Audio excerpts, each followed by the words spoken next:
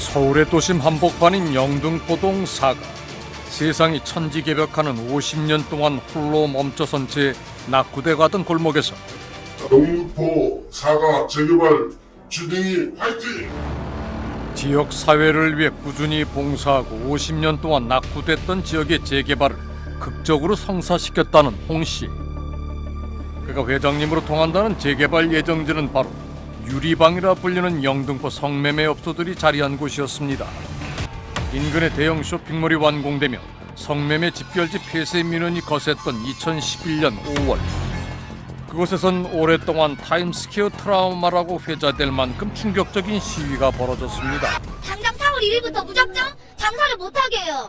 그러면 저희는 갈 곳이 없어요. 한 달 동안이나 계속된 성매매 여성들의 격렬한 시위가 사람들의 기억에서 까맣게 잊혀지고 무려 10년이라는 세월이 흐른 올해 6월, 서울시가 영등포동 사가를 도시정비형 재개발 구역으로 전격 지정 고시했습니다. 그런데 10년 전 격렬하게 저항했던 성매매 여성들은 어찌된 일인지 아무 일도 없다는 듯 조용합니다. 성매매 여성들의 생존권 투쟁을 잠재운 건 역시 소문처럼 초대박 재개발 사업의 숨은 공신인 회장님 덕분인 걸까? 재개발 소식을 알리는 기사에서 어김없이 함께 소개된 회장님 홍 씨의 공식 직함은 재개발 추진준비위원장. 그런데 취재 도중 만난 해당 지역 세입자들이 들려준 홍 씨의 사업은 뜻밖에도 합법적인 세상과 동떨어진 영역이었습니다. 뭐 하시는 분이에요, 그분은?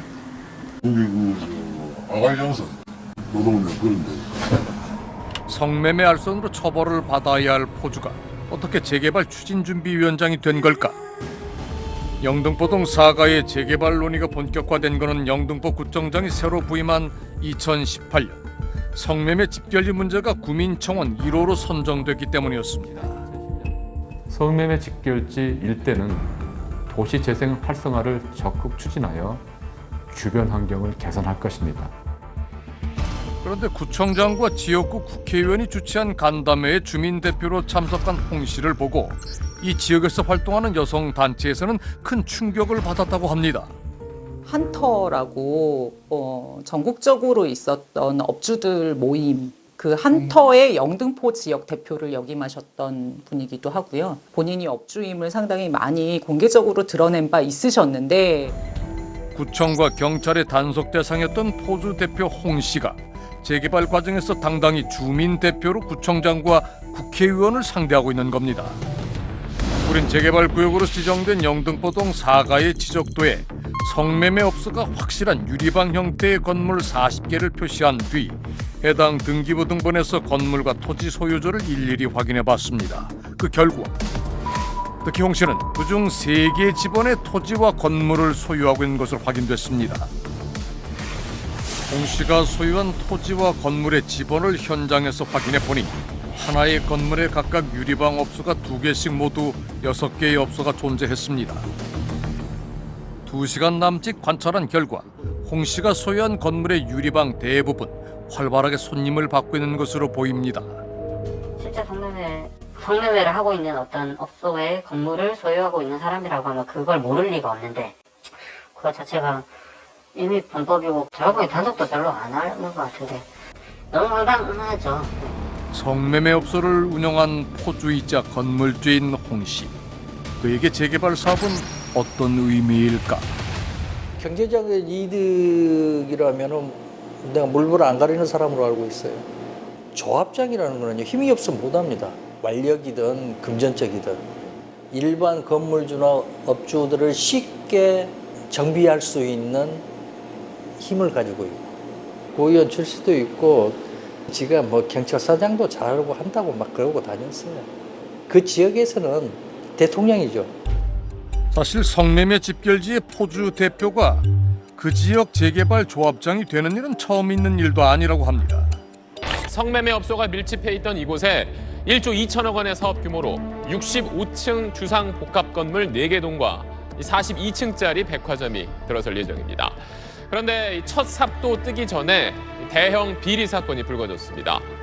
검찰은 추진위원회 사무실 등 10여 곳을 압수수색한 끝에 폭력 조직 우두머리인 66살 김모 씨가 무면허 철거 용역 업체를 선정하며 20억 원의 뒷돈을 받은 정황을 확인했습니다. 폭력조직 청량리파 두목이자 이른바 청량리 588이라고 불리던 성매매 집결지의 유명한 포주였던 김인식. 2011년 청량리의 재개발이 시작이 되자 추진위원회와 조합을 차례로 장악한 김씨는 건물주와 세입자들을 협박과 폭력으로 몰아내고 엄청난 뒷돈을 챙겼습니다. 지금은 이미 성매매 업소들이 철거되고 장차 강북의 랜드마크가 될 주상복합 아파트 공사가 한창인 청량리. 이종 가면은 우리가 공식적으로 프레임 먹어도 10% 먹으면 얼마야? 2,000원. 그래, 2,000원 얻어먹으려고 했던 거야 우리가. 그러니까 없던 새끼가 돈을 만지다 보니까 큰 돈 보니까 욕심이 너무 생긴 거야. 그러니까 몰래 혼자 사인하고 받아쳐먹고 하는 거야. 내가 계산하고 450억 회무사 시켜가지고 줘갔는데 450억이 없어진 거야. 천문학적인 비리를 수사기관에 고발하고 도주한 김씨를 검거하는 데도 협조했지만 재판에서 인정된 횡령액은 불과 18억 4,690만 원.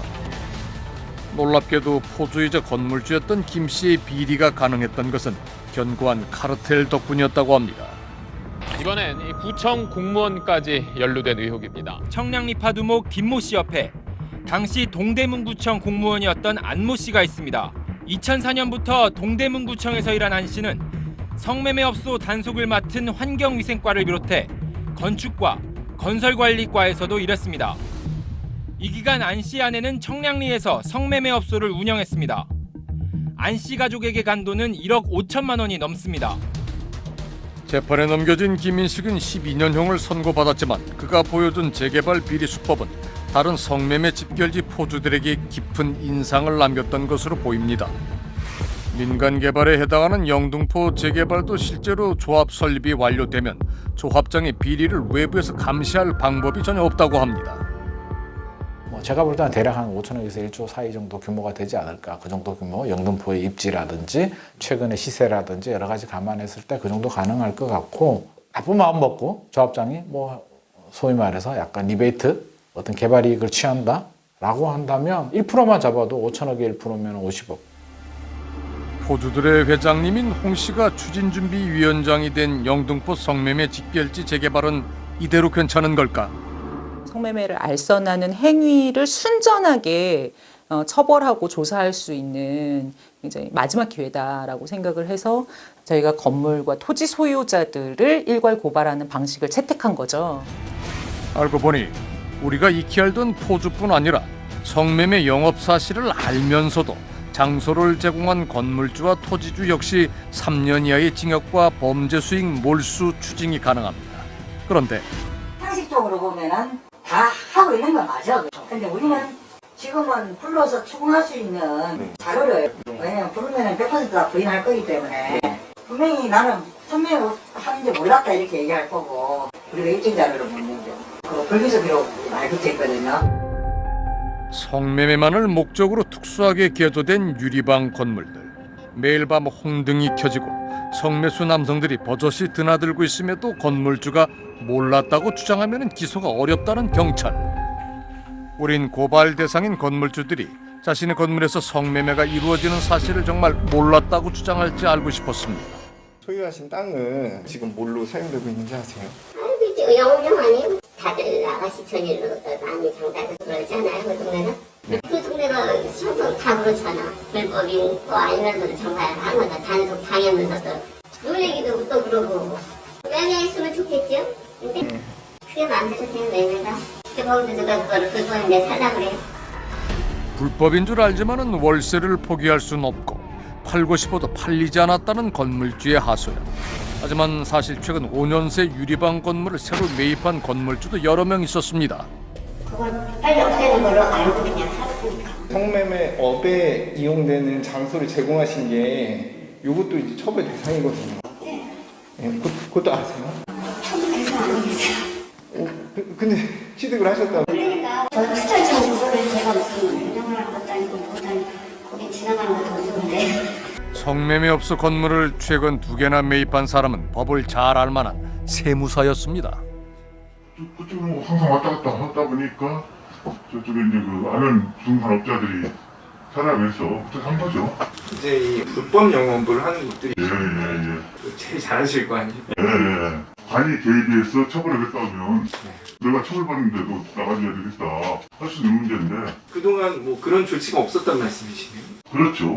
다 돈만 가지고 살 수 있는 세상은 아니잖아요. 매입하실 때는 근데 현장을 좀 확인을 하셨을 거 아니에요. 공부상 이게 자산 가치가 어떻게 되느냐 이렇게 판단해서 사는 거지. 그런데 왜 들어가요? 그 학문들을. 불법인 줄 다 알지만 쏠쏠한 월세가 나오니까 투자 가치가 있으니까 오랫동안 아무도 죄를 묻지 않았기 때문에 성매매업소가 위치한 부동산을 소유하고 있다는 사람들.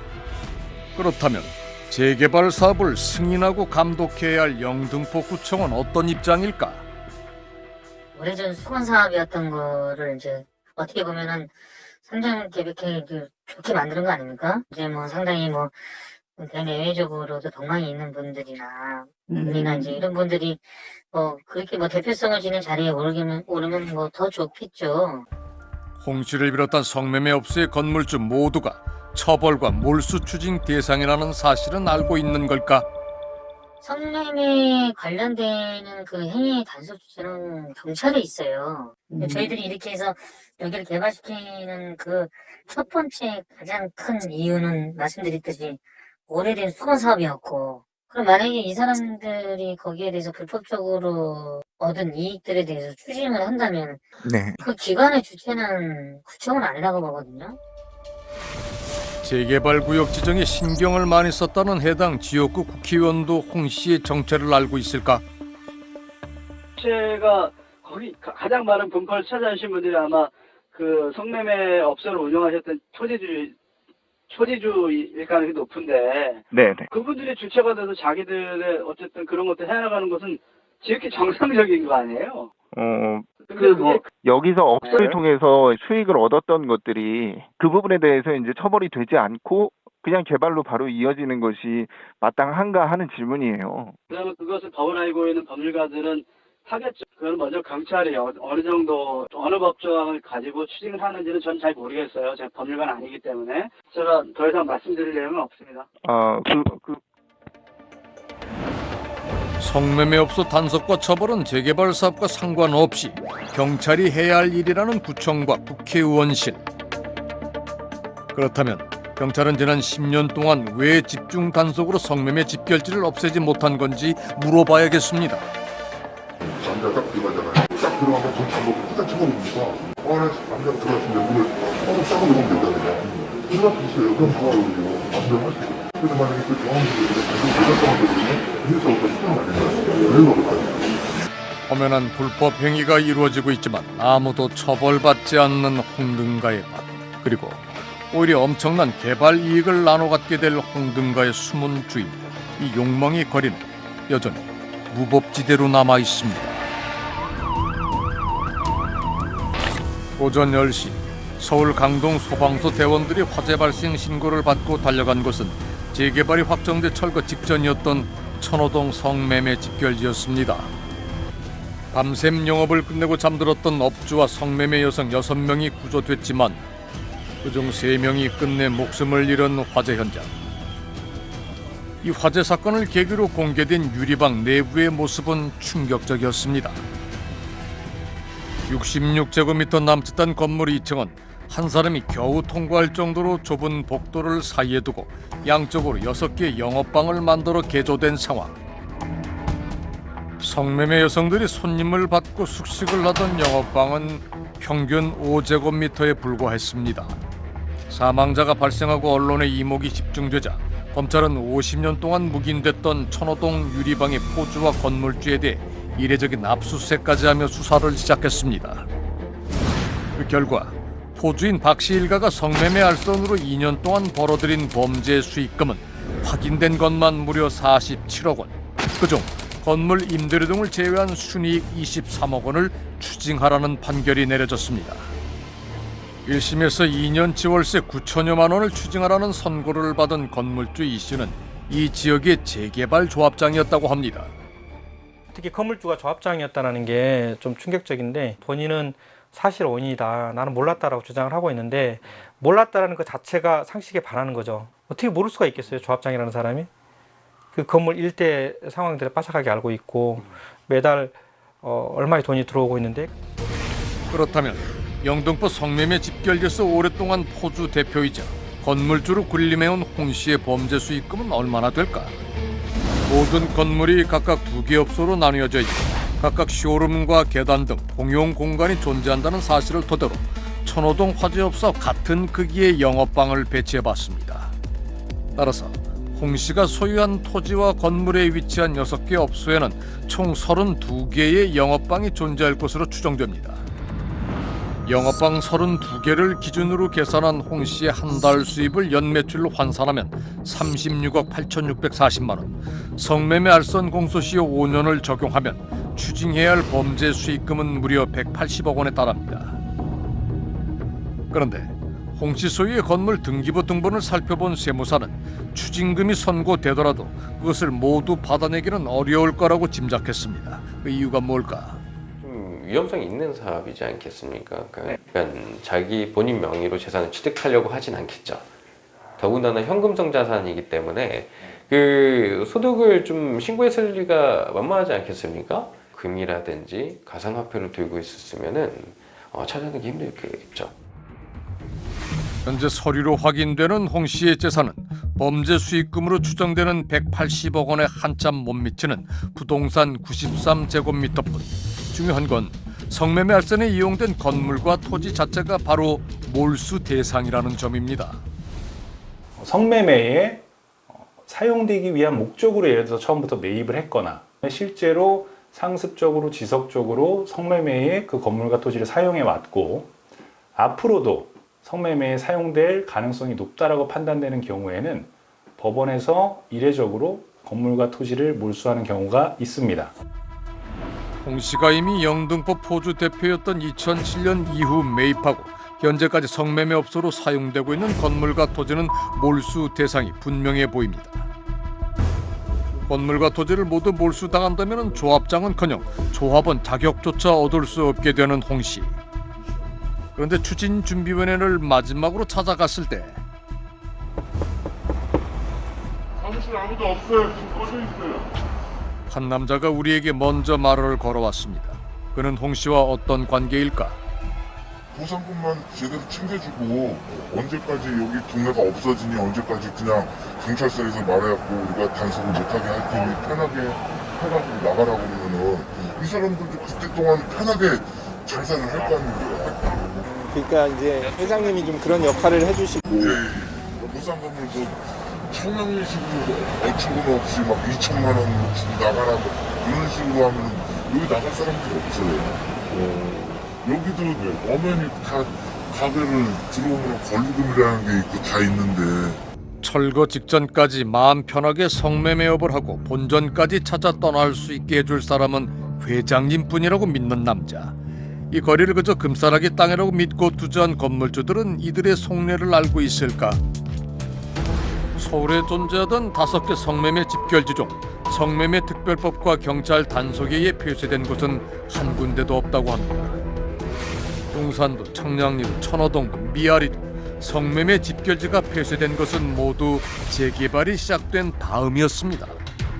성매매 특별법이 만들어졌는데 그동안 이제 무엇을 했느냐라는 질문보다는 개발 호재가 오히려 뜨니까 성매매 문제지. 이제 더 이상 이런 방식의 어떤 업소를 운영하지 않고 재개발을 통해서 엄청난 수익을 거둘 수 있다는 계산들이 가능해진 그런 배경들이 하나 있을 거고요.